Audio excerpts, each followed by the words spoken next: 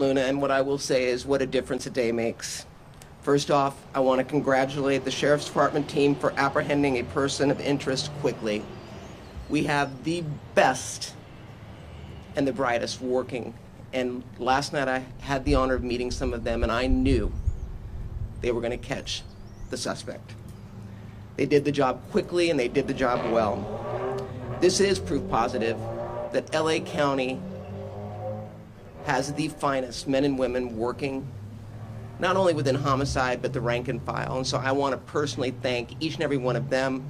I know many have been up here covering from other stations to support their brothers and sisters.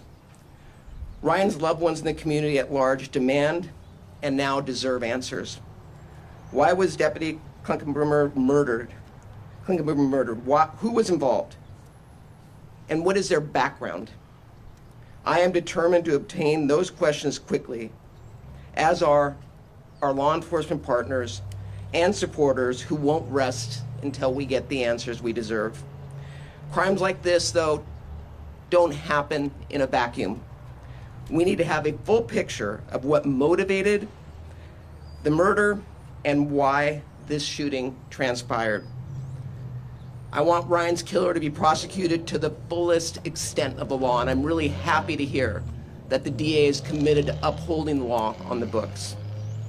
You have my word that I will not rest until that happens.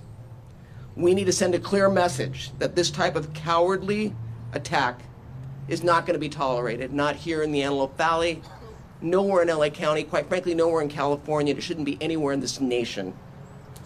This was an attack on the law enforcement community, an attack on public safety, an attack on law-abiding residents of Los Angeles County who believe in and support law and order.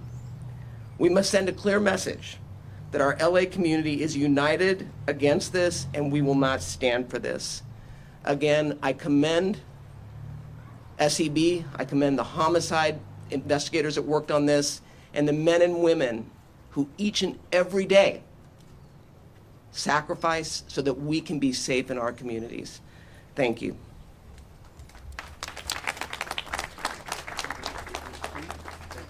I'd like to now introduce the mayor of Palmdale.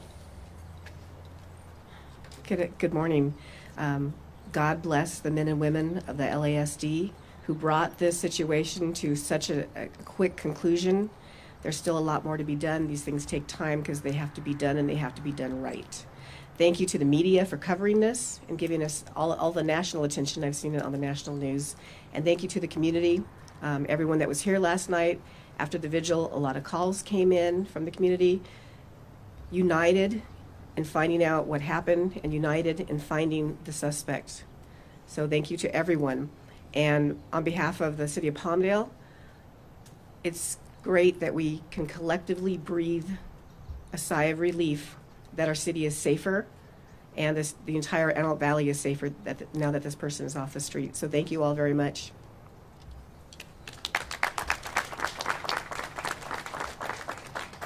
I'd like to introduce our last speaker, which is ALAD's president, Rich Pippin. Thank you, Sheriff Luna. I'd just like to take an opportunity to tell all of you that every day I'm proud to be Los Angeles County Deputy Sheriff. I'm especially proud today. I'm proud of my partners, the men and women in this department, for their professionalism, the skill they showed. What they did here was amazing. To gather this information, identify and locate a suspect this quickly, but perhaps most impressively, to take him into custody without any further harm to anyone, without any further loss of life. It speaks volumes to the kind of people we have here protecting our communities, working for the Sheriff's Department. You will not find a department with a higher level of professionalism than the Los Angeles County Sheriff's Department. In spite of the fact that we don't have some of the resources and funding that some departments do, our men and women are our greatest asset, and they showed that, I think, out here over the last couple of days. I think all of you, in spite of what the critics might say, should feel very comfortable knowing that you have these kind of people protecting your communities. We now wait for George Gascon, the district attorney. We expect that he'll do what he assured Sheriff Looney he would do, and make sure that this does not happen to another family. As for the Clinkunbroomer family, as you heard, they're still mourning. We're grieving with them. Please, thank you for all the support, the kind thoughts, condolences. Please keep them in your thoughts and prayers and continue to support them at this difficult time. Thank you.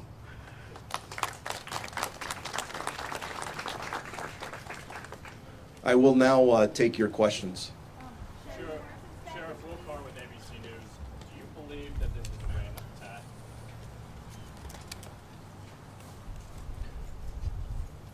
It's an excellent question, and I think everybody here wants to know the answer to that. The investigation continues. I have no doubt that our homicide investigators will get to the bottom of why something that makes absolutely no sense occurred.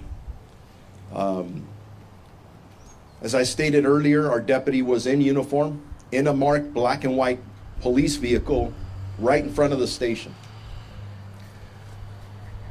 Why he did this, I have no idea. Was he targeted? I'm assuming he was. But our intent is to find out. Thank you. Over here, please. I'm so sorry for your loss. You shared that touching statement from his family and that Deputy Clinkunbroomer was a third generation to serve this community. Can you share more about the dedication that not only he had but his family? His family's amazing. And you said it, 3 generations. I had the pleasure of meeting his grandfather who served, rose to the rank of captain here at the Los Angeles County Sheriff's Department. His father retired as a lieutenant several years ago. To listen to them with the pride they have, not only in this department, but this profession, and they were about service. And Ryan was no different than they were. And I'm really hoping that we as a community learn to appreciate how we get people who volunteer to do this job and put their lives, their physical harm and mental harm on the line every day, 24/7. Even though we have people grieving, I've repeated this, they're still out there handling 911 calls. You have police officers and deputies doing this across the country. We share this information with them. And it gets just a little harder for a family member to say, please be safe tonight, and I hope you come home. Sheriff, did the suspect confess? Our investigators continue their investigation. The interview process is all part of it. A lot of the detailed information that I know, they're all good questions. We probably will not share that level of detail until we get to court. Why? It's not because we're trying to hide information. At the end of the day, our job is not complete until we get this individual prosecuted to the full extent of the law. And at the right time, we will present the appropriate evidence to make sure he will never see the streets anywhere out here again. Sheriff, what is your comment with NBC News? How does Salazar's mental health play a role in the shooting? I don't know. Again, that's all part of the investigation. We're going to look at every angle. We're going to work with the prosecutors. We'll work with everybody we have to as we move forward. And whether mental health is a factor or not, think about this. If I had to go to your family and tell them that you were not coming home and you were just murdered, does it matter what the person was thinking or their condition? Sheriff, can you tell us about any past encounters with LASD? Did he have any past encounters with LASD? Is he known to the department? Those are things that we're still looking at. We'll have answers for that later. Sheriff, is it extremely confident in Based on the debrief with our homicide detectives before coming out here, I feel extremely confident that we have the right person in custody. I'm going to leave it at that. Let's go over here. Was anybody else in the car with him? And you said family members were coming out of the apartment.